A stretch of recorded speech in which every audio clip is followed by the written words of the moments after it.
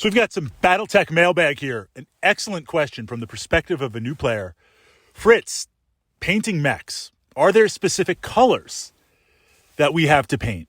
Now, in answering this question, it was only going to be, the starter set, a couple of salvage boxes, maybe a lance pack or two, and next thing you know, Battletech is a miniatures game. Next thing you know, you're looking at like 30, 40 mechs, and at least those are the ones that you'll publicly admit to. You've probably got another pile somewhere else, and you're here on YouTube, you're on a forum, you're checking out Facebook groups, and you see a lot of awesomely painted mechs. So you're ready to jump in. But unlike other war games, historicals are really easy.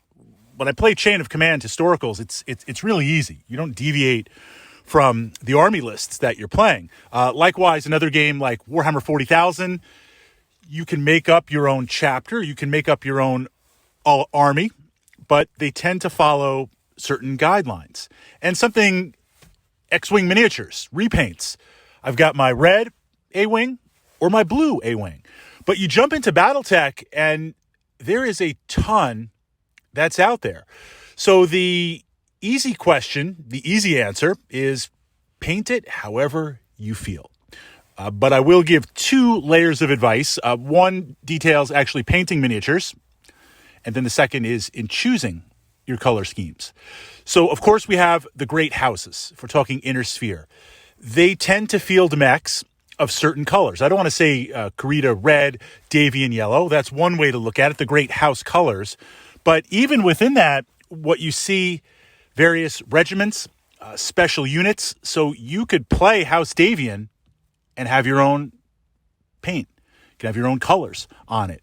Then we jump into mercenary companies that some have, like Grey Death Legion, some have very, very defined ways of painting, and others you could completely make up.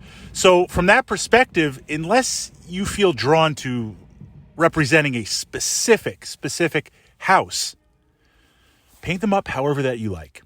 No right way, no wrong way, and it could be a mercenary company one game, it could be part of a great house another game. There is a lot of narrative in playing Battletech. Now on the hobby side, this is something that I learned based on the scale of the miniatures. So really the first battle mechs that I painted were my Dogs of War Mercenary Legion. And this was kind of, can I say Dark Angels green? Is that absolutely heresy? GW will shut me down. The base of them, I wanted to do kind of a green camo. So, and I had pots and pots and pots, and I still have pots of Dark Angels green. So I'm like, I'm going to do Dark Angels green because playing Dark Angels for Warhammer 40,000, I'm familiar with the palette. I like how it looks. I forgot a very important piece on that. And then from there, I wanted to do kind of a World War I/II, the naval ships, how they're broken up with these various jagged lines. This idea that, yes, Battletech is high tech. Yes, you've got various targeting computers and mechanics and computers and machinery, but any little bit that you can get to camouflage a massive lumbering 100-ton mech, we're going to take. So I painted them up in that direction. Now I could counter. You could do camo. You could break it up. Other paint and ways of presenting the mechs will say, look, we're a 100-ton mech. We're giant. I'm going to stand out. Like Knights of the Realm, I'm going to stand out bright, bold colors. So again, absolutely no right or wrong way. But in painting my mechs, from there, what I realized was this is a different scale. It's a different scale than Warhammer 40,000, Land Raiders and tanks and those miniatures. It's a different scale than kind of classic historicals. Being that Dark Angels green and the miniatures being a little bit smaller, but representing something big and massive, they tended to be a little too dark for my taste in the long run. They didn't pop as much.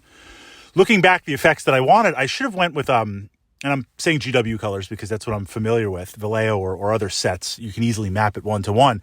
I should have went with more of a salamander green, kind of that a few shades brighter, which on the palette looks too bright, but once you apply it to the mech and you do some shading and you do some camo breakup, it will kind of have that effect. So I say that, and certainly my Dogs of War, how they came out, I love them. I play them all the time. I've got history.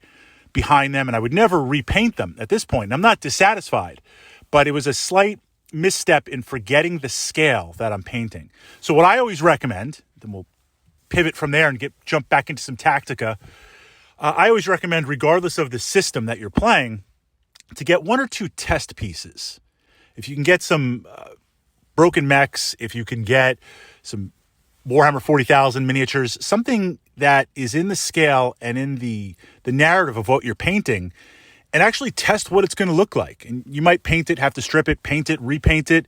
You're not looking to make it a museum piece or tabletop. You're looking to get those three primary colors and really see what it looks like, put down on the scale that you play, on the table that you play. And I find doing that helps tremendously.